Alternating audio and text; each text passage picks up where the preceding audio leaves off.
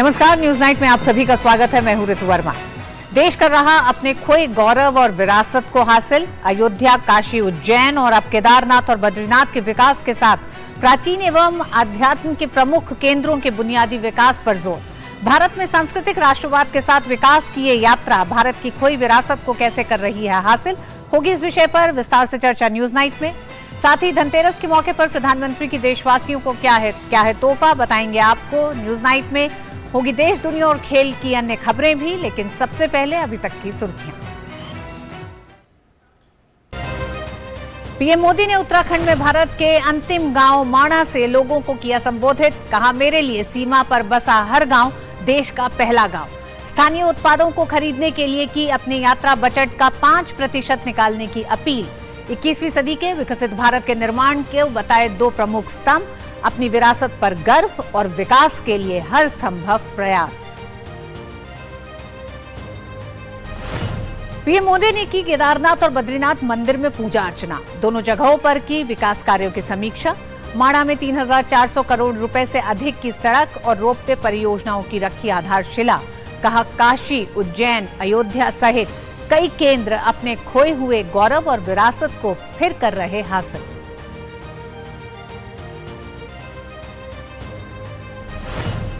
लोगों को रोजगार मुहैया कराने की दिशा में मोदी सरकार का बड़ा कदम। पीएम मोदी कल 10 लाख लोगों के भर्ती अभियान रोजगार मेला का करेंगे शुभारंभ।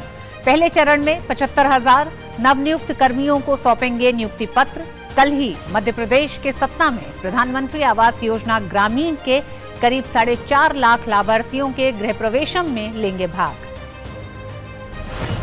इंटरपोल की 90वीं सालाना आम बैठक में आतंकवाद पर बरसे केंद्रीय गृह मंत्री अमित शाह। आतंकवाद को बताया दुनिया भर में मानव अधिकारों के लिए सबसे बड़ा खतरा। आतंकवाद को रोकने के लिए देशों को आपसी सहयोग बढ़ाने की बताई जरूरत। कहा, अच्छे और बुरे आतंकवाद में भेद करके आतंकवाद को नहीं मिटाया जा सकता। संयुक्त राष्ट्र महासचिव ने डीडी न्यूज से खास मुलाकात में की भारत के पर्यावरण संरक्षण और अक्षय ऊर्जा के क्षेत्र में किए गए प्रयासों की जोरदार सराहना। पीएम मोदी की पहल पर शुरू हुए मिशन लाइफ को बताया धरती को महाविनाश के खतरों से बचाने का महाअभियान। कहा, यह पर्यावरण के संरक्षण से जन जन को जोड़ने का है बड़ा कार्यक्रम। पाकिस्तान के पूर्व प्रधानमंत्री इमरान खान को बड़ा झटका। तोशाखाना मामले में भ्रष्ट आचरण करने का दोषी पाए गए इमरान खान की संसद सदस्यता चुनाव आयोग ने की रद्द। 5 साल चुनाव लड़ने के अयोग्य घोषित।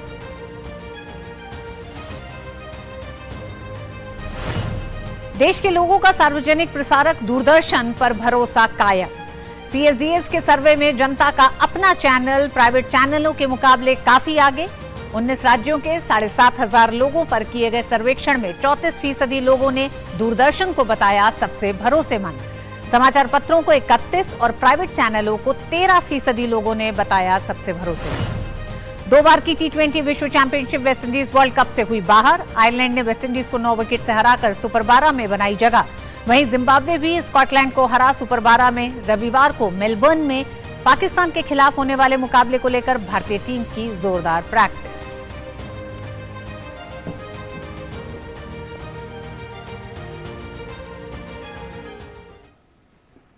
प्रधानमंत्री नरेंद्र मोदी ने उत्तराखंड को 3,400 करोड़ रुपए के कनेक्टिविटी प्रोजेक्ट की सौगात दी। शुक्रवार को प्रधानमंत्री ने केदारनाथ और हेमकुंड रोपवे का शिलान्यास किया। प्रधानमंत्री ने कहा कि उत्तराखंड की देवभूमि विकास और आस्था का केंद्र बन रही है। केदारनाथ में जहां सीजन में 5 लाख श्रद्धालु आते थे, अब यह संख्या 45 लाख तक पहुंच गई है।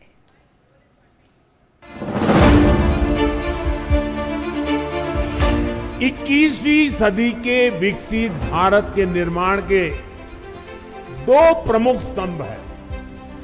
पहला, अपनी विरासत पर गर्व और दूसरा, विकास के लिए हर संभव प्रयास।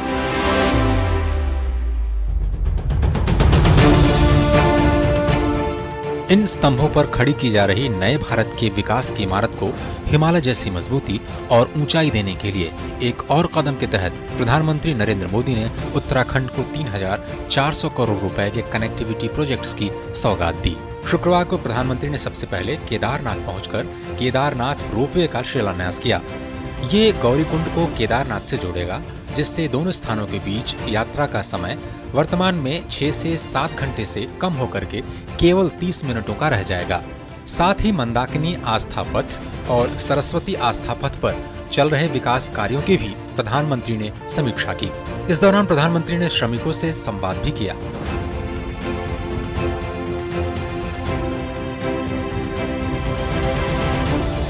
दशकों तक हमारे आध्यात्मिक केंद्रों की स्थिति ऐसी रही, वहां की यात्रा जीवन की सबसे कठिन यात्रा बन जाती थी।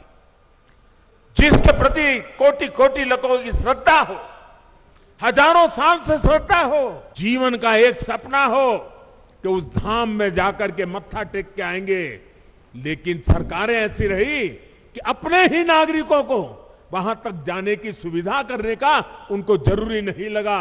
पता नहीं कौन सी गुलामी की मानसिकता ने उनको जकड़ के रखा था। श्री बद्रीनाथ मंदिर में पूजा अर्चना के बाद प्रधानमंत्री ने बद्रीनाथ में रिवर फ्रंट के विकास कार्यों की प्रगति की समीक्षा की।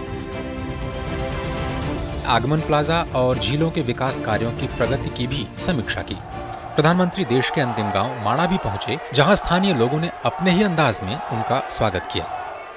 पीएम मोदी ने माणा गांव में सड़क और रोपवे परियोजनाओं का शिलान्यास किया।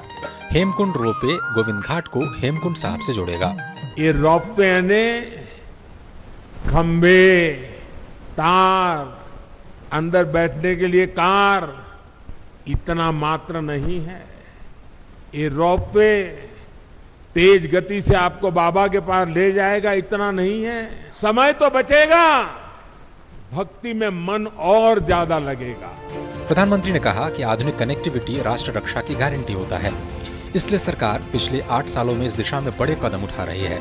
जहां भारतमाला और सागरमाला से सड़क और तटों की कनेक्टिविटी को सशक्त किया जा रहा है, तो वहीं पर्वतमाला योजना से देश के पहाड़ी और दुर्गम क्षेत्रों में इंफ्रास्ट्रक्चर और कनेक्टिविटी को मजबूत किया जा रहा है। एक समय था जब बॉर्डर किनारे सड़क बनाने के लिए भी दिल्ली से मंजूरी लेनी जरूरत पड़ती थी। हमने न सिर्फ इस बाध्यता को समाप्त किया, बल्कि बॉर्डर किनारे अच्छी सड़कें बनाने पर, तेजी से सड़कें बनाने पर जोर दे दिया। अब पहाड़ी राज्यों की कनेक्टिविटी को और बेहतर बनाने के लिए हमने विशेष तौर पर, जैसे सागरमाला है वैसे भारतमाला है, वैसे अब पर्वतमाला का काम आगे बढ़ने वाला। प्रधानमंत्री ने माणा गांव के सरस मेले का भी दौरा किया। पीएम मोदी ने यात्रियों से स्थानीय उत्पाद खरीदने की अपील करते हुए कहा कि जितना पैसा पूरी यात्रा में खर्च करते हैं, उसका 5% खर्च अगर स्थानीय उत्पादों पर किया जाए तो स्थानीय उत्पादों को बढ़ावा देने की दिशा में ये बड़ा कदम होगा। प्रधानमंत्री नरेंद्र मोदी ने कहा, डबल इंजन की सरकार में उत्तराखंड में लगातार हो रहे विकास के कारण पलायन कर रहे लोग अपने घरों को अब वापस लौटने लगे हैं। शैलेंद्र मिश्र और आशुतोष शुक्ला के साथ ब्यूरो रिपोर्ट, डीडी न्यूज। और इससे पहले पीएम मोदी ने केदारनाथ और बद्रीनाथ मंदिर में पूजा अर्चना और दोनों जगहों पर विकास कार्यों की समीक्षा की। पीएम ने कहा, काश आशीर्वाद लेने पहुंचे प्रधानमंत्री मोदी नंदी से आज्ञा ली और श्रद्धा भाव के साथ विधि विधान से केदारनाथ के दर्शन पूजन किए और रुद्राभिषेक किया। देश के 12 ज्योतिर्लिंगों और उत्तराखंड के 4 धामों में से एक हैं बाबा केदारनाथ, जहां विराजमान शिव कल्याणकारी हैं, जो आदि अंत से परे हैं, जो त्रिदेवों में से महादेव हैं। वे सरल हैं, सहज हैं, जिनका आशीर्वाद देव, असुर, गंधर्व सभी ग्रहण करते आए हैं। प्रधानमंत्री ने ऐसे ही अविनाशी शिव से देश के लिए मंगल कामना की।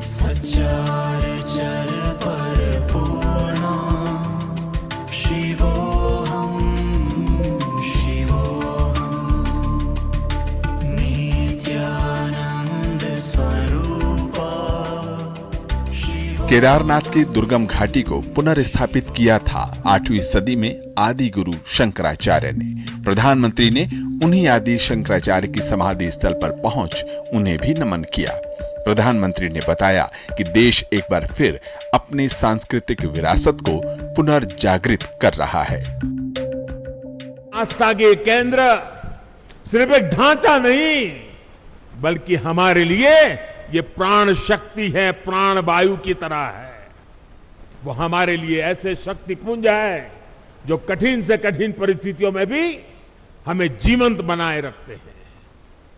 उनकी घोर उपेक्षा के बावजूद ना तो हमारे आध्यात्मिक केंद्रों का महत्व कम हुआ, ना ही उन्हें लेकर हमारे समर्पण भाव में कोई कमी आई। और आज देखिए, काशी, उज्जैन, अयोध्या, अनगिनत ऐसे श्रद्धा के केंद्र अपने गौरव को पुनः प्राप्त कर रहे हैं।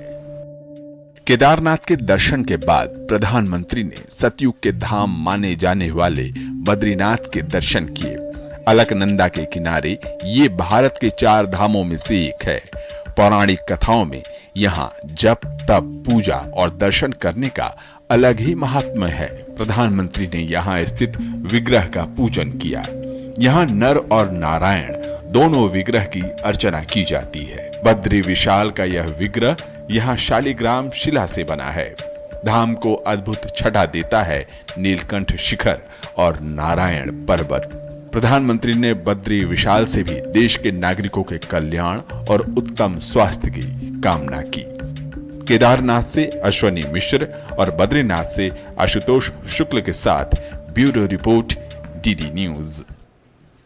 और विकास और विरासत के समागम पर होगी विस्तार से चर्चा। न्यूज नाइट के अगले हिस्से में वक्त एक छोटे से ब्रेक का है। ब्रेक के बाद खबरें जारी रहेंगी। देखते रहिए डीडी न्यूज। डिजिटल बैंकिंग का है जमाना। टाइम धनतेरस के मौके पर प्रधानमंत्री नरेंद्र मोदी देशवासियों को दोहरी सौगात देने जा रहे हैं। पीएम मोदी न सिर्फ युवाओं के लिए 10 लाख रोजगारों के लिए भर्ती अभियान की शुरुआत करेंगे, तो वहीं मध्य प्रदेश में 4,50,000 से ज्यादा गरीब परिवारों को उनके घर भी सौंपेंगे। पेश है ये विस्तृत रिपोर्ट। देश के लोगों को बिजली, सड़क, पानी जैसी बुनियादी सुविधाएं मुहैया कराने के बाद अब मोदी सरकार का जोर लोगों को रोजगार और घर मुहैया कराने पर है। इसी कड़ी में पीएम मोदी कल लोगों को बड़ी संख्या में रोजगार और घर की सौगात देंगे। कुछ महीने पहले मोदी सरकार ने 10 लाख नौकरियों के लिए विशेष अभियान का ऐलान किया था। पीएम मोदी शनिवार को वीडियो कॉन्फ्रेंसिंग के माध्यम से 10 लाख कर्मियों के लिए भर्ती अभियान का शुभारंभ करेंगे। इस अभियान को रोजगार मेला के नाम से आयोजित किया जा रहा है। समारोह के दौरान 75,000 नवनियुक्त कर्मियों को नियुक्ति पत्र सौंपे जाएंगे। इस अवसर पर प्रधानमंत्री इन नवनियुक्त कर्मियों को संबोधित भी करेंगे।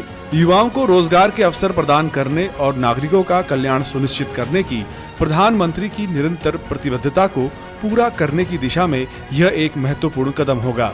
प्रधानमंत्री के निर्देशानुसार सभी मंत्रालय और विभाग मिशन मोड में स्वीकृत पदों की मौजूदा रिक्तियों को भरने की दिशा में काम कर रहे हैं। देश भर से चयनित नए कर्मियों को भारत सरकार के 38 मंत्रालयों अथवा विभागों में नियुक्त किया जाएगा। नवनियुक्त कर्मी विभिन्न स्तरों पर सरकार में शामिल होंगे, जैसे समूह ए, समूह बी राजपत्रित, समूह बी अराजपत्रित और समूह सी। जिन पदों पर नियुक्तियां की जा रही हैं, उनमें केंद्रीय बल कार्मिक, उप निरीक्षक, कांस्टेबल, एलडीसी, स्टेनो, पीए, आयकर निरीक्षक, एमटीएस तथा अन्य शामिल हैं। ये भर्तियां मंत्रालयों और विभागों द्वारा मिशन मोड में या तो स्वयं या यूपीएससी, एसएससी, रेलवे भर्ती बोर्ड जैसी भर्ती एजेंसियों के माध्यम से की जा रही हैं।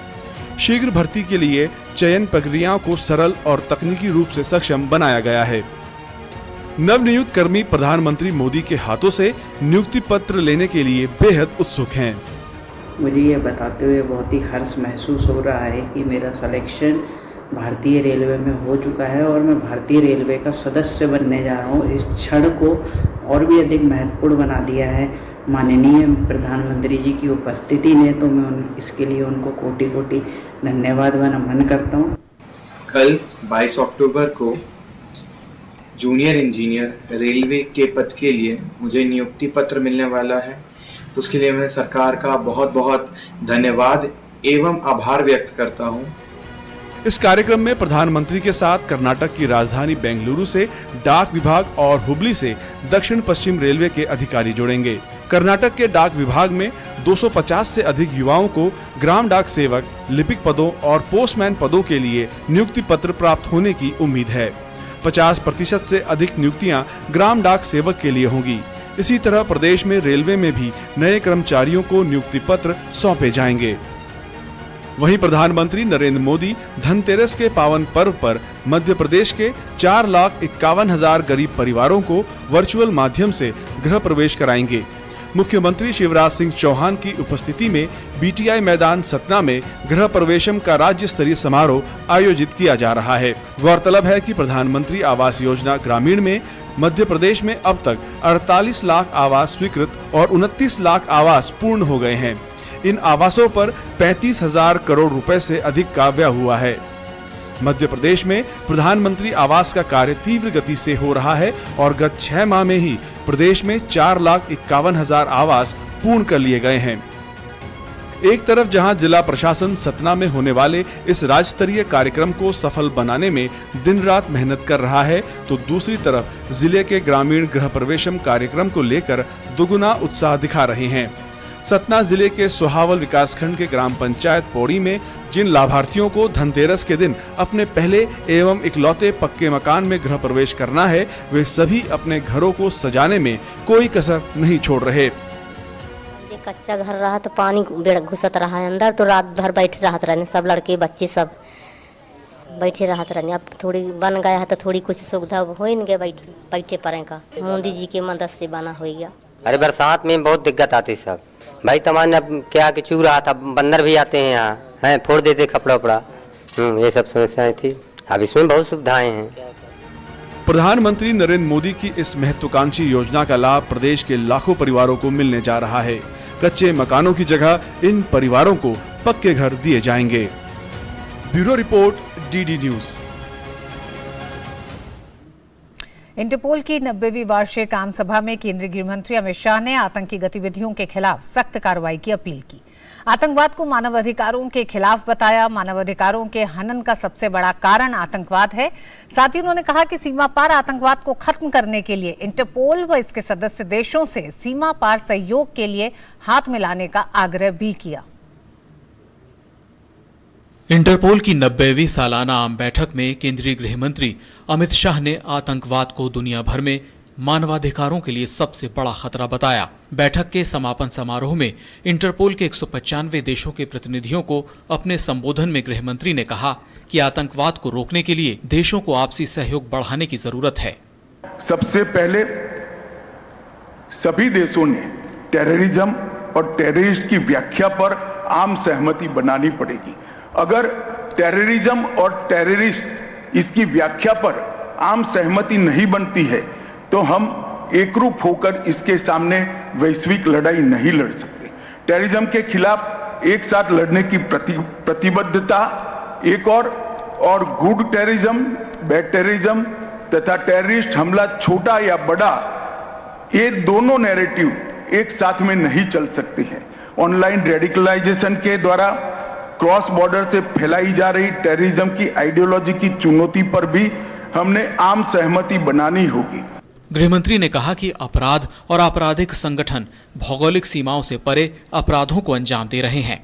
ऐसे में देशों के बिना आपसी सहयोग के इनको रोक पाना असंभव है। नशीले पदार्थों के खिलाफ इंटरपोल और भारतीय एजेंसियों की कामयाबी का जिक्र करते हुए गृहमंत्री ने कहा कि नशीले तत्वों की तस्करी को रोकने के लिए देशों के बीच रियल टाइम में सूचनाएं साझा करने के लिए एक प्लेटफॉर्म विकसित किए जाने की जरूरत है। भारत के नारकोटिक्स कंट्रोल ब्यूरो ने नारकोटिक्स की जब्ती, उन्हें नष्ट करने और केस को नतीजे तक पहुंचाने में बहुत अच्छी सफलता हासिल की है।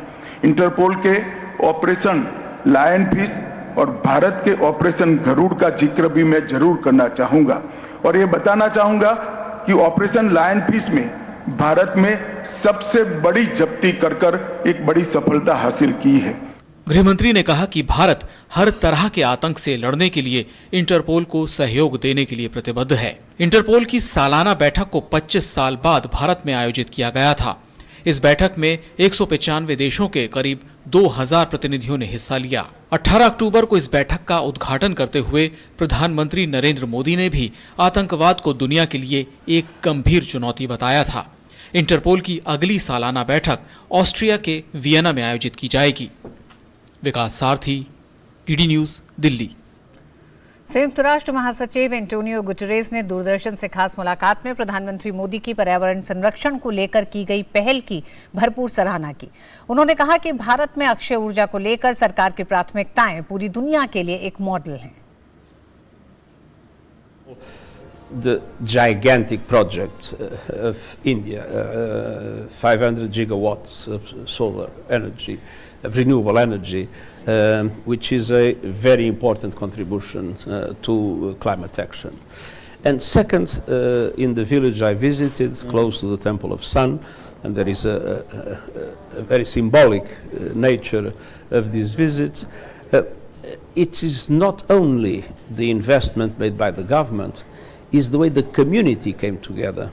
So you have villages in which every house has some solar panels, in which there is a link between the use of clean energy and the well-being of the families and of the community, the way the school works much better, the way people have more money to spend on other things or to create their savings.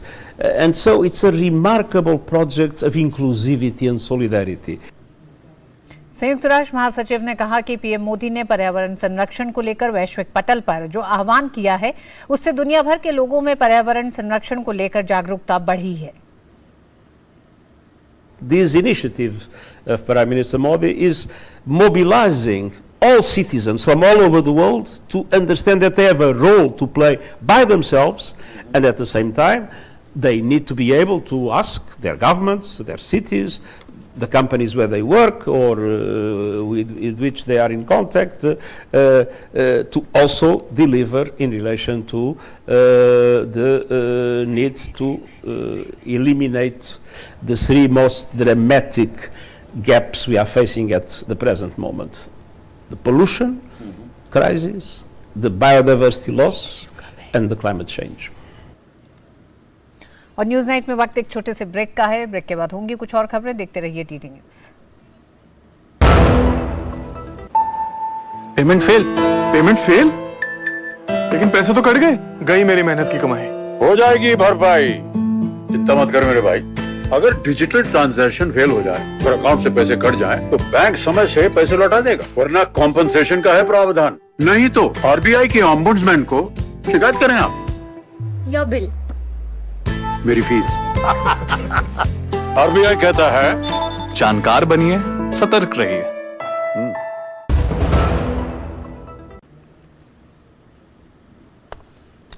Pakistan में लंबे वक्त से सत्ताधारी दल और विरोधी दल के बीच शह और मात का खेल जारी है। पहले जब इमरान की पार्टी सत्ता में थी तो विरोधियों के खिलाफ तरह तरह के हथकंडे अपनाकर उनके खिलाफ कार्रवाई की गई थी, लेकिन हमने देखा कि तोशाखाना मामले में जिस तरह की आशंका जाहिर की गई थी, ठीक वैसा ही फैसला चुनाव आयोग ने सुना दिया है। इस फैसले के साथ ही इमरान खान को 5 साल के लिए अयोग्य करार दिया गया है।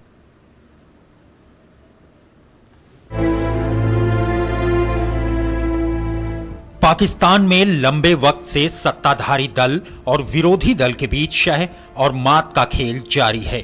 पहले जब इमरान की पार्टी सत्ता में थी तो विरोधियों के खिलाफ तरह तरह के हथकंडे अपनाकर उनके खिलाफ कार्रवाई की गई, बाजी पलटी। आर्थिक बदहाली का हवाला देकर तमाम विपक्षी दल एकजुट होकर इमरान के खिलाफ मोर्चा खोला। इमरान खान की सत्ता चली गई, फिर बारी आई विपक्षी दलों की जो सत्ता पर काबिज हुई। तब से इमरान खान के लिए मुश्किलों का दौर शुरू हुआ। बड़बोले इमरान को सबसे बड़ा झटका लगा देश के चुनाव आयोग के निर्णय से। पूर्व प्रधानमंत्री इमरान खान के खिलाफ चुनाव आयोग ने बड़ी कार्रवाई करते हुए तोशाखाना मामले में अयोग्य करार दिया है। इतना ही नहीं, इमरान खान के खिलाफ कानूनी कार्रवाई की भी सिफारिश की है। आयोग की ओर से यह कार्रवाई ऐसे समय में की गई है जब पूर्व प्रधानमंत्री द्वारा पाकिस्तान में आजादी मार्च निकालने का ऐलान किया गया है। चुनाव आयोग की कार्रवाई के बाद इमरान खान चुनाव नहीं लड़ सकेंगे। दरअसल सत्तारूढ़ गठबंधन सरकार के सांसदों की ओर से दायर याचिका में दावा किया गया था कि क्रिकेटर से राजनेता बने इमरान खान ने तोशाखाना से अधिकांश सामान बिना भुगतान के निकाल लिए। उन्होंने कथित तौर पर खुद से लिए गए उपहारों का खुलासा नहीं किया और अपने बयानों में इसकी जानकारी छुपाई।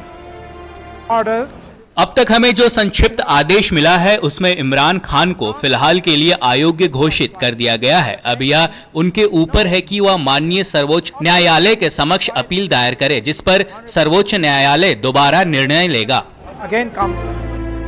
पाकिस्तान के विदेश मंत्री बिलावल भुट्टो ने इमरान खान को भ्रष्टाचारी कहते हुए ट्वीट करते हुए कहा कि जो अपने राजनीतिक विरोधियों को भ्रष्टाचारी कहते थे वो आज रंगे हाथों भ्रष्टाचार करते हुए पकड़े गए हैं। पाकिस्तान के चुनाव आयोग ने इमरान खान को भ्रष्ट आचरण का दोषी पाया।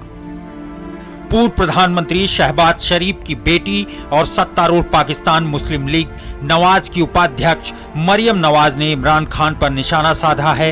उन्होंने कहा कि पहले इमरान खान दूसरों को चोर चोर कहकर बुलाते थे, लेकिन अब तो चुनाव आयोग ने भी साबित कर दिया है कि चोर कौन है।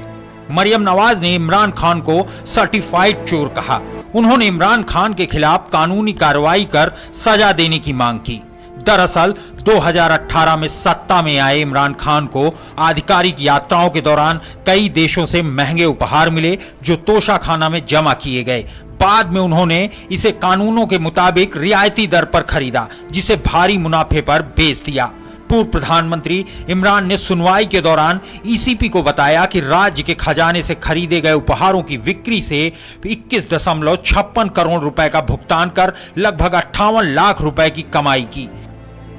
जबकि इमरान खान के विरोधियों का दावा है कि उन्होंने आयकर रिटर्न में बिक्री नहीं दिखाया। याचिका में मांग की गई थी कि उन्हें पाकिस्तान के संसद सदस्य के रूप में अयोग्य घोषित किया जाए। हम इसे चुनौती देंगे। कानून के तहत यह निर्णय बिल्कुल न्याय का मजाक है या कानून के खिलाफ है। हम इस फैसले को सर्वोच्च न्यायालय में चुनौती देंगे।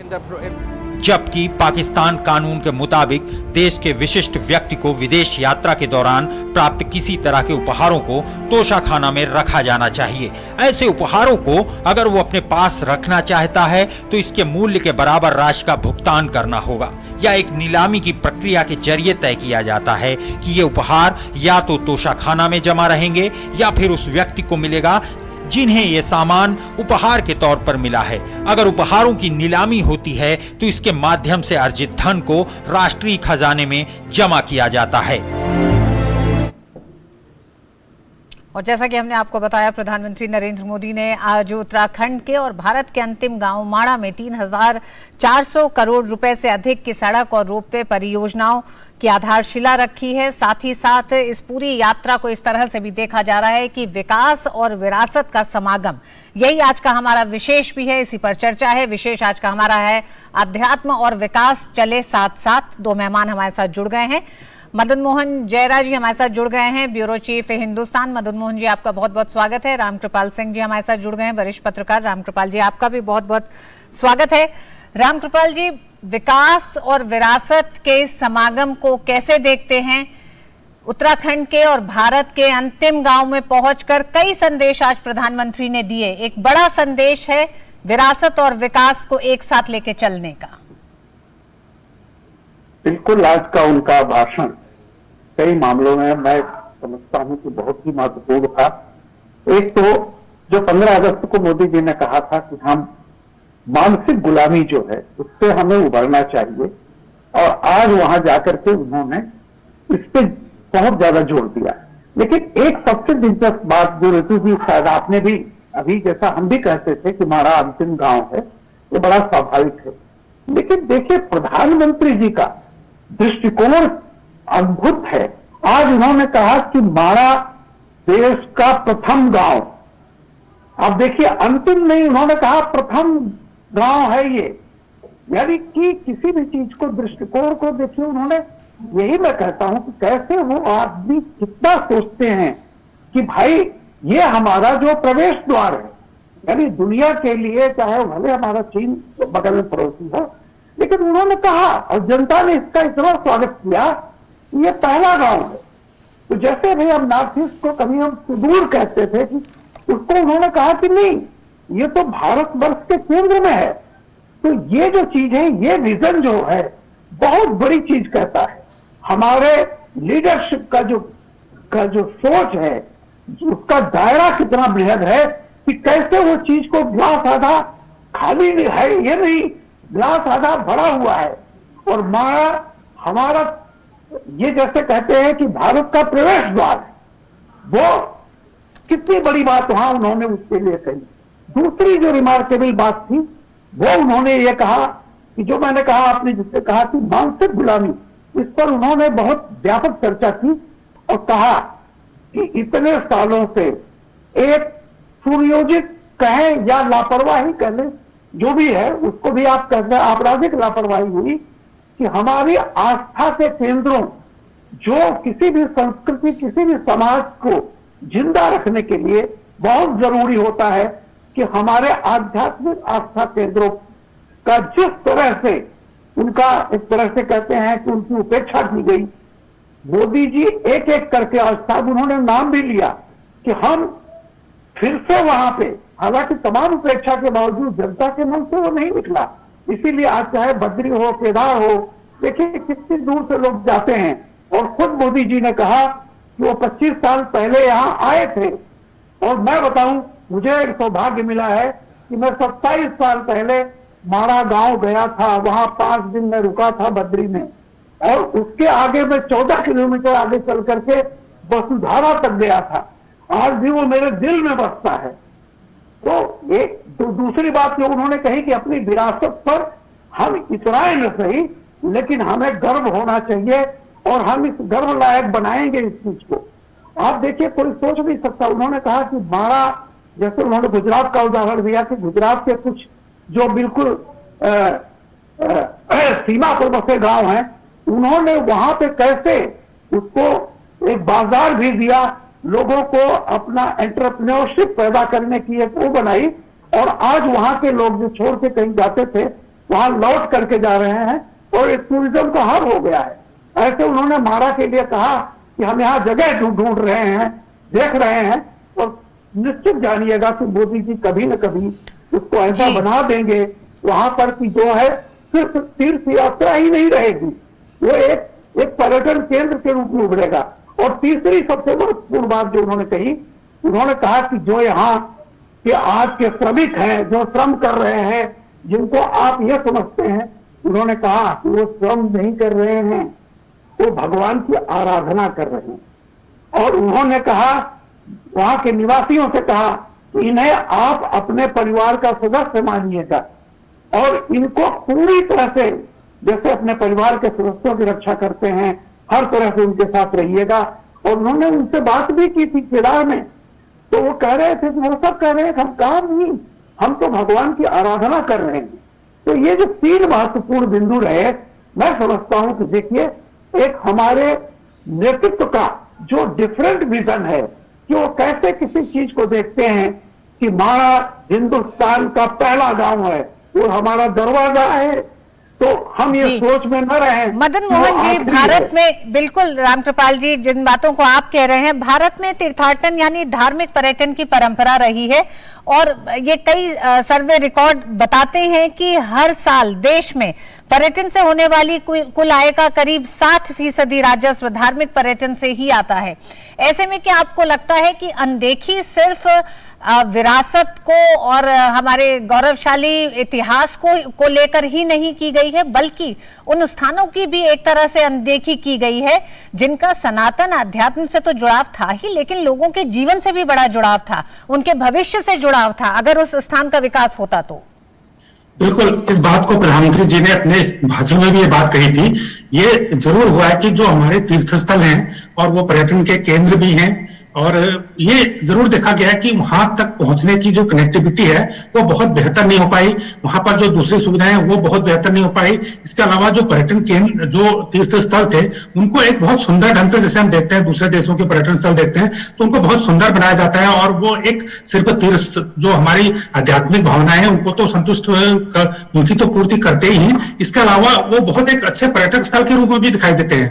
लेकिन ये चीज की हमारे यहाँ पर कमी दिखी है, इस बात को उन्होंने उजागर भी किया। अभी हमने कुछ दिन पहले देखा कि एक महाकाल में एक बहुत अच्छा, एक उसको बहुत सुंदर बनाया गया, उज्जैन को बहुत सुंदर बनाया गया। इसी प्रकार की चीजें पहले जो नहीं हुई थी केदारनाथ धाम में, हमने देखा कि किस प्रकार उसका पूरा जीर्णोद्धार किया गया, उसमें नई चीजें शुरू की गई है। और आज ही जो नई योजनाएं शुरू की गई हैं कि एक आप रोपवे बनाएंगे जिससे करीब जो 6-7 घंटे का सफर था वो सिर्फ 30 मिनट में हो जाएगा। इसी प्रकार जो एक सिखों का धर्म स्थल है हेमकुंड साहिब, वहां पर एक दिन पैदल जाने में लग जाता था, उसी वहीं पर अगर रोपवे बन जाता है तो उसी जगह पर जाने में हमें सिर्फ 45 मिनट का समय लगेगा।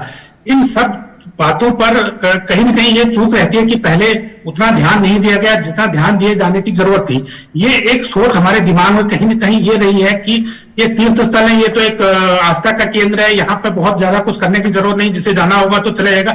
ऐसा नहीं है, जहां पर तीर्थ स्थल है तो वो तीर्थ स्थल उस क्षेत्र की, उस राज्य की पूरी अर्थव्यवस्था पर भी केंद्रित है। अगर हम देखें तो दुनिया में करीब जो जीडीपी में कम से कम 10% की हिस्सेदारी है पर्यटन से या धार्मिक पर्यटन से, लेकिन उत्तराखंड में वो 15% की है। उसको और बढ़ाए जाने की जरूरत है, इसमें 20%, 25% तक ले जा सकते हैं, बशर्ते कि वहां के जो पर्यटक स्थल है उनको बहुत बेहतर बनाया जाए, वहां के तीर्थ स्थलों को बहुत खूबसूरत बनाया जाए, उनसे जुड़ने के जो रास्ते हैं उनको बेहतर बनाया जाए, उनसे कनेक्टिविटी बहुत बेहतर हो। तो मुझे लगता है कि अगर इस पर अगर काम किया, आगे भी काम किया जाए, अभी भी काम किया जा रहा है, तो ये बहुत इसके अच्छे रिजल्ट आएंगे। लेकिन रामकृपाल जी, जो आलोचक कहें या फिर जो तमाम इन परियोजनाओं को लेकर, और खासकर अगर हम और पीछे जाए तो अयोध्या काशी कॉरिडोर, उज्जैन कॉरिडोर और फिर केदारनाथ बद्रीनाथ के विकास को एक दूसरे चश्मे से क्यों देखा जाता है? वो जो सवाल उठते हैं उनका क्या जवाब? देखिए, जिनको कुछ न कुछ कहना है, हालांकि आज का उनका जो भी रहा है, जो उन्होंने भाषण दिया है, जो कार्यक्रम किए हैं, मुझे नहीं लगता है कि विपक्ष में कहीं भी कोई चीज, किसी को शब्द ही नहीं मिल रहे हैं कि क्या आलोचना करेंगे। आप देखिए कि ये ऐसा तो नहीं है कि कोई पहले नहीं कर सकता था, लेकिन आज मोदी जी, आप देखिए वहां की महिलाओं के जो प्रोडक्ट्स हैं उनसे जा करके बातचीत करना कि मैं एक आस्था अपनी जगह पे है, और जैसा मैंने कहा कि आदि शंकराचार्य 1000 साल, 12 साल, 100 साल पहले, आप सोचिए कि वो कैसे गए होंगे, जब ये सड़क जिस पर आज हम लोग जाते ये भी नहीं थी, तो वो अलकनंदा के दूसरे रोड से कैसे कैसे गए होंगे, मतलब जोशीमठ गए, फिर वहां से बद्रीनाथ गए, क्या क्या कल्पना नहीं। तो वो तो हमारे लिए हिंदुस्तान की जनता के मन में बद्री केदार 4 धाम तो पहले से बसे हुए हैं, उनको कोई नहीं हटा सकता। मोदी जी ये कर रहे हैं कि उसको सुगमता प्रदान कर रहे हैं, और ये कह रहे हैं कि भले जो शासक वर्ग है, जो हमारे यहाँ बिल्कुल अभी भी गुलामी मानसिकता से है, आम जनता गुलामी मानसिकता से बहुत पहले आस्था के केंद्र से बड़ी कोई उसको ये चीज नहीं होती है। इसीलिए देखिए लाखों लोग जाते हैं। आज मोदी जी ने कहा कि केदार में जो संख्या पहले होती थी उसके बाद से पिछले सालों में 45 लाख लोग आज की तारीख में केदारनाथ जा रहे हैं, केदारनाथ बद्रीनाथ। मदन मोहन जी, आखिर क्या वजह है? क्या जो आध्यात्म के केंद्र हैं, भारत के इतिहास के रहे हैं, सनातन के रहे हैं, वहां पे रहने वाले लोगों के लिए क्या विकास नहीं हो सकता है? अगर उनके साथ अगर विकास की इस यात्रा को आगे बढ़ाया जाएगा, और अगर इस तरह की अपील की जाती है कि स्थानीय उत्पादों को खरीदने के लिए यात्रा बजट का 5% निकालने की अपील भी आज प्रधानमंत्री ने की है, तो ये किस संदर्भ में गलत दिखाई देती है और धर्म का सिर्फ प्रसार और प्रचार दिखाई देता है? नहीं, बिल्कुल गलत नहीं है, ये एकदम सही अपील है। और देखिए, जैसे मैंने सबसे पहले कहा कि अगर कोई आदमी प्रधानमंत्री की अपील से या अपनी स्वेच्छा से आज केदारनाथ या बद्रीनाथ या हरिद्वार जाता है, तो सबसे पहले है कि वो वहां की इकोनॉमी को मजबूत कर रहा है। ये ठीक है, वो अपनी धार्मिक भावनाएं भी पूरी कर रहा है, वो एक अपना जो सैर सपाटा होता है, पहाड़ी एरिया है, उस वहां का एक पर्यटन का आनंद है, वो भी ले रहा है। लेकिन सबसे बड़ी बात है कि जो उत्तराखंड के लोग हैं, जो उस एरिया के लोग हैं, खासकर जिस एरिया में वो धार्मिक स्थल है, तो वहां की इकोनॉमी उसी से मजबूत हो रही है कि ज्यादा से ज्यादा लोग जाएं। अगर केदारनाथ में 45 लाख लोग एक साल में गए हैं, तो मुझे लगता है कि इसका सबसे ज्यादा फायदा स्थानीय जनता को मिला है। तो मुझे लगता है कि ये हमें पर्यटन स्थलों को लेकर प्रधानमंत्री ने पहले भी अपील किया कि हम अपने देश के जो पर्यटन स्थल है वहां पर घूमें, हम अपने जो देश के उत्पाद हैं उनको ज्यादा से ज्यादा अपनाएं। और आज भी उन्होंने इस बात को रिपीट दोहराया कि आप जब वहां पर किसी पर्यटन स्थल की यात्रा पर जाते हैं तो अपने बजट का, मान लीजिए 20,000 रुपए खर्च कर रहे हैं, तो 5% आप उसका वहां के स्थानीय उत्पाद खरीदें। और इसी सिलसिले में उन्होंने ये भी कहा कि मुझे किस प्रकार चंबा में एक महिला की तरफ से गिफ्ट, एक तोहफे के तौर पर उनको एक ड्रेस दी गई थी, स्थानीय ड्रेस दी गई थी, जिसे उनसे ये वादा किया था कि पहली बार जहां भी ठंडी जगह पर जाएंगे पहनेंगे, वो उन्होंने आज उत्तराखंड में पहना। तो ये सिर्फ एक छोटी सी घटना किसी को लग सकती है, लेकिन इसके पीछे देखिए प्रधानमंत्री ने किस तरह से एक स्थानीय उत्पाद को किस तरह से प्रचारित किया और किस तरह से उससे लोगों को अपनाने के लिए प्रेरित किया। ये अपने आप में एक उदाहरण है और ये एक लोगों के लिए भी एक सीख है कि वो स्थानीय उत्पादों को ज्यादा से ज्यादा तरजीह दें। आज हम बाहर की संस्कृति को अपना रहे हैं, बहुत तेजी से उसकी तरफ बढ़ रहे हैं, नए नए फैशन के कपड़े पहने, लेकिन जो हमारी परंपरागत पोशाक है उसकी हम पूरी उपेक्षा कर रहे हैं। किसी भी फैशन को, किसी भी दूसरे संस्कृति को अपनाने में कोई हर्ज नहीं है, लेकिन जो हमारी अपनी संस्कृति है, जो हमारा अपना पहनावा है, जो हमारा अपना भोजन है, हमें उसको नहीं भूलना चाहिए, क्योंकि उससे हमारी अर्थव्यवस्था भी जुड़ी है, उससे हमारा रोजगार भी जुड़ा है और उससे हमारी भावनाएं भी जुड़ी हुई है। जी मदन मोहन जी, प्रधानमंत्री का हमेशा ये जोर रहा है कि अपनी विरासत पर गर्व करें। क्या आपको लगता है कि पिछले कुछ समय में ये एक भूल देश में, या तो हम ये कहें कि जो नई पीढ़ी आ रही है उससे हो रही है, या पिछली पीढ़ियों ने कहीं कोई भूल की है कि वो जो एक गर्व की अनुभूति होनी चाहिए आपको अपनी विरासत पर, वो कहीं हमसे छूट रही है? हाँ, मुझे ये लगता है कि जिस प्रकार से एक हमें अपनी विरासत को संरक्षित करना चाहिए, जिस प्रकार से उसको उसका प्रचार प्रसार होना चाहिए और जिस प्रकार से उसका प्रदर्शन होना चाहिए, वो चीजें नहीं हो पाई।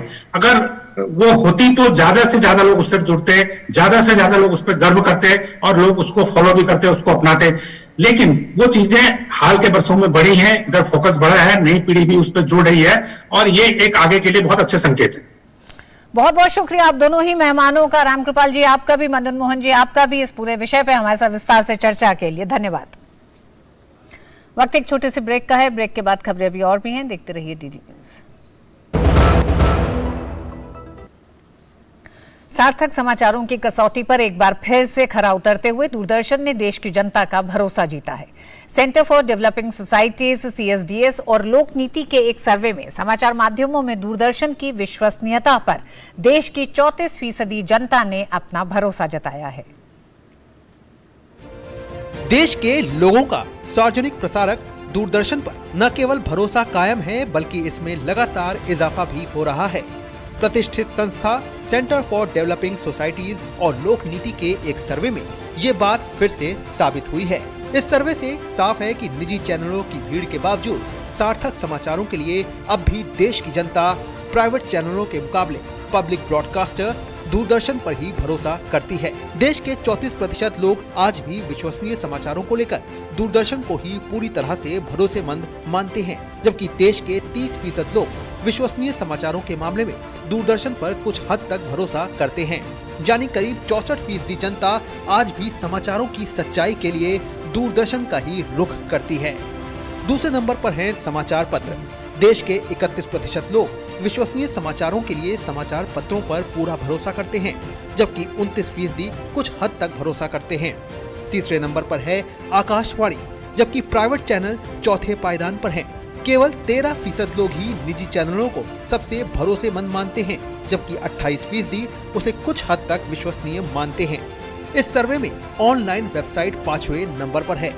गौरतलब है कि इससे पहले रॉयटर्स और ऑक्सफोर्ड के सर्वे में भी दूरदर्शन और AIR की विश्वसनीयता पर मुहर लगाई गई थी। हाल ही में केंद्रीय गृह मंत्री अमित शाह ने भी दूरदर्शन की जोरदार तारीफ की थी।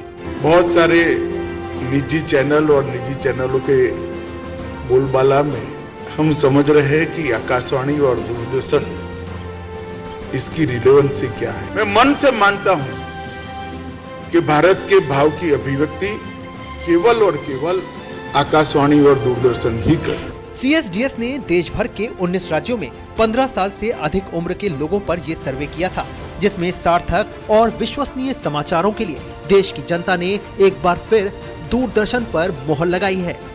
बहरहाल सूचना माध्यमों की भीड़ में दूरदर्शन की विश्वसनीयता पर एक बार फिर देश की जनता ने मुहर लगाकर साबित किया है कि सार्थक और सच्चे समाचारों की पत्रकारिता में दूरदर्शन अब भी निजी चैनलों से कोसों आगे है।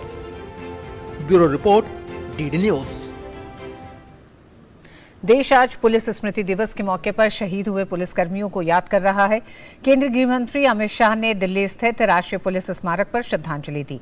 21 अक्टूबर 1959 को चीनी सेना ने पूर्वी लद्दाख के हॉट स्प्रिंग क्षेत्र में एक पुलिस पेट्रोल पर हमला कर 10 भारतीय जवानों की हत्या कर दी थी। वर्ष 1960 से ही 21 अक्टूबर के दिन को पुलिस स्मृति दिवस के रूप में याद किया जाता है।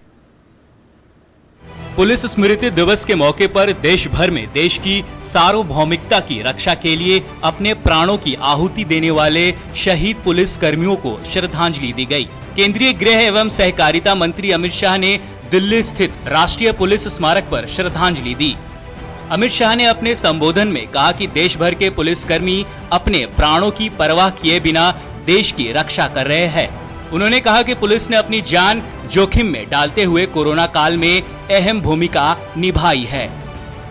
देश भर के पुलिस फोर्स और CAPF के जवान अपने प्राणों की परवाह करे बगैर आंतरिक सुरक्षा और देश की सीमाओं की सुरक्षा को सुनिश्चित कर रहे हैं। इसी के कारण आज देश विकास के पथ पर आगे बढ़ा है। गृह मंत्री ने कहा कि हमारी सरकार पुलिस कर्मियों के समग्र कल्याण के लिए प्रतिबद्ध है। नरेंद्र मोदी सरकार सैनिक कल्याण के लिए भी प्रतिबद्ध है। स्वास्थ्य की सेवा, हाउसिंग सेटिस्फेक्शन रेशियो और ड्यूटी के समय का रोस्टर को मानवीय बनाना, ये तीनों चीजों को गृह मंत्रालय ने बहुत अच्छे तरीके से हाथ में लेकर निश्चित परिणाम हासिल किए हैं। हमारे जवानों का आयुष्मान CAPF योजना के माध्यम से मोदी सरकार ने लगभग 35 लाख कार्ड वितरित किए हैं और अब तक 20 करोड़ से ज्यादा राशि इसका भुगतान भी किया गया है। दिल्ली के किंग्सवे कैंप स्थित न्यू पुलिस लाइन ग्राउंड में दिल्ली पुलिस द्वारा एक शोक परेड का आयोजन किया गया। इस परेड दिवस में उन पुलिस जवानों को याद किया गया जिन्होंने ड्यूटी के दौरान अपनी जान गंवाई और शहीद हो गए। इस दौरान दिल्ली पुलिस द्वारा अपने शहीद साथियों को नमन करते हुए उन्हें श्रद्धांजलि दी गई। वहीं यूपी के मुख्यमंत्री योगी आदित्यनाथ ने लखनऊ में पुलिस स्मृति दिवस के अवसर पर पुलिस लाइन में आयोजित कार्यक्रम में हिस्सा लिया। इस दौरान मुख्यमंत्री योगी आदित्यनाथ ने कहा कि हमारे पुलिस जनों ने अत्यंत कठिन परिस्थितियों में भी रात दिन अपने कर्तव्यों को सर्वोपरि मानकर अपनी सराहनीय भूमिका निभाई है। गौरतलब है कि 21 अक्टूबर 1959 को चीनी सेना ने पूर्वी लद्दाख के हॉट स्प्रिंग क्षेत्र में एक पुलिस पेट्रोल पर हमला कर 10 भारतीय जवानों की हत्या कर दी थी। वर्ष 1960 से ही 21 अक्टूबर के दिन को पुलिस स्मृति दिवस के रूप में याद किया जाता है। मुकेश शुक्ला और गिरीश निशाना के साथ ब्यूरो रिपोर्ट, DD न्यूज। और अब बात खेल की खबरों की। 2 बार की T20 विश्व चैंपियन वेस्टइंडीज वर्ल्ड कप के इस संस्करण में जगह बनाने में नाकाम रही। वेस्टइंडीज की टीम का आज आयरलैंड के खिलाफ करो या मरो का मुकाबला हुआ, लेकिन आयरलैंड ने वेस्टइंडीज की उम्मीदों पर पानी फेरते हुए टीम को 9 विकेट से करारी मात दी। इस जीत के साथ ही आयरलैंड की टीम ने सुपर 12 में जगह बना ली है। मैच में वेस्टइंडीज ने टॉस जीता और पहले बल्लेबाजी करने का फैसला किया। टीम की ओर से ब्रैंडन किंग ने 62 रन की पारी खेली। कैरिबियाई टीम ने 20 ओवर में 5 विकेट पर 146 रन का स्कोर किया। इसके जवाब में आयरलैंड की टीम ने 17.3 ओवर में 1 विकेट खोकर 150 रन बनाए। आयरलैंड की ओर से पॉल स्टर्लिंग ने 66 रन की पारी खेली। गौरतलब है कि वेस्टइंडीज की टीम पहले मैच में उलटफेर का शिकार हुई थी, जहां स्कॉटलैंड ने उसे 42 रन से हराया था।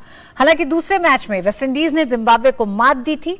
ऐसे में इस अंतिम मुकाबले में वेस्टइंडीज को जीत की जरूरत थी, जो पूरी नहीं हो सकी।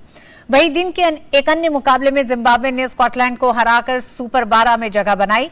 जिम्बाब्वे ने स्कॉटलैंड को 5 विकेट से हराया है। मैच में स्कॉटलैंड ने टॉस जीता और पहले बल्लेबाजी करने का फैसला किया।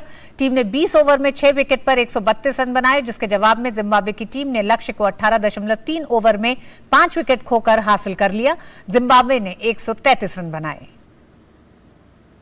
और वहीं मेलबर्न में रविवार को पाकिस्तान के खिलाफ होने वाले मुकाबले को लेकर भारतीय टीम ने आज प्रैक्टिस सेशन में हिस्सा लिया।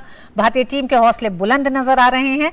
भारतीय टीम की तैयारी का जायजा लिया मेलबर्न में मौजूद हमारे संवाददाता अभिषेक महाजन ने।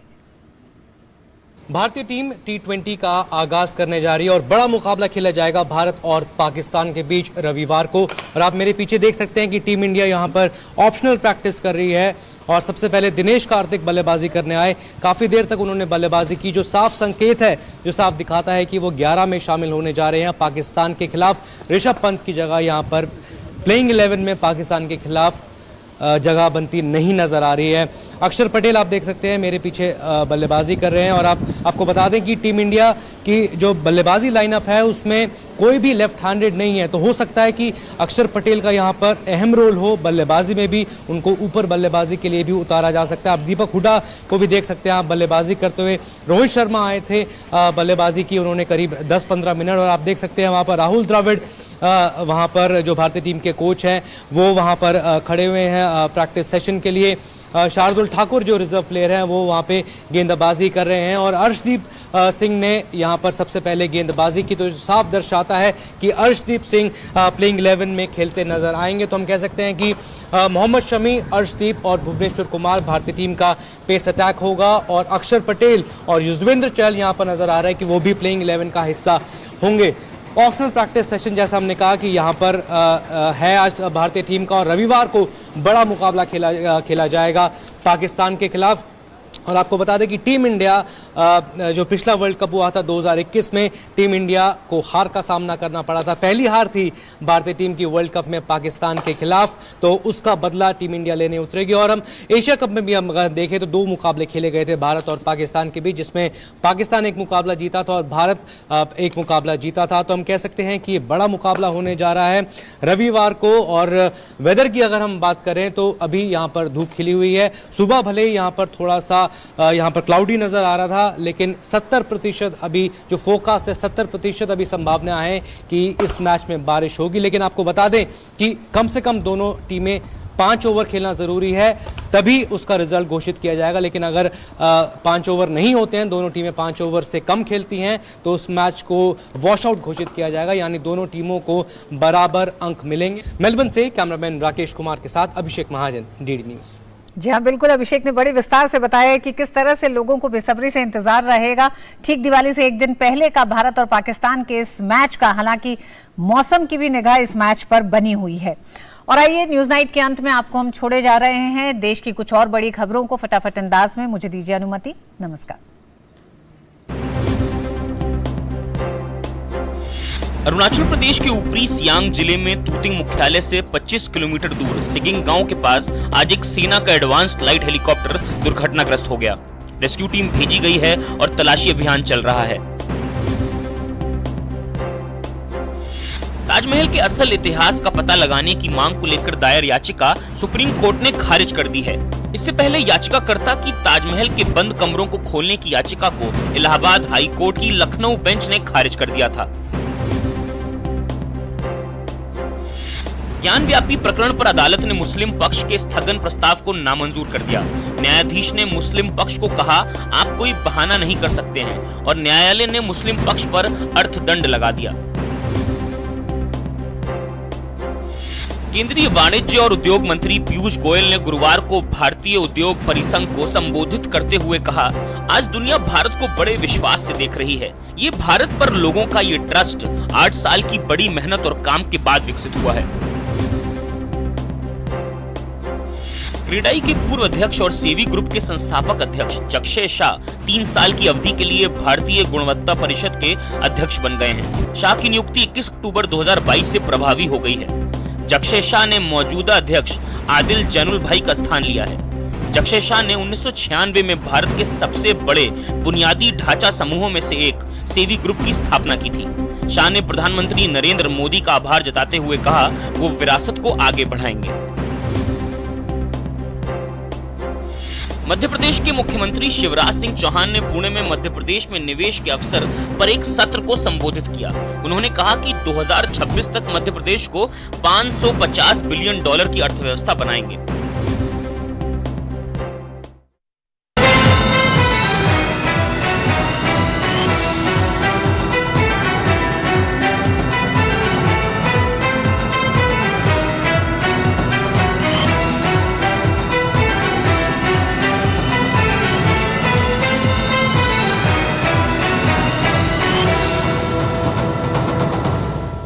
न्यूज नाइट के प्रायोजक थे LIC, हर पल आपके साथ। IME Ghaziabad, 27 years of excellence in higher education।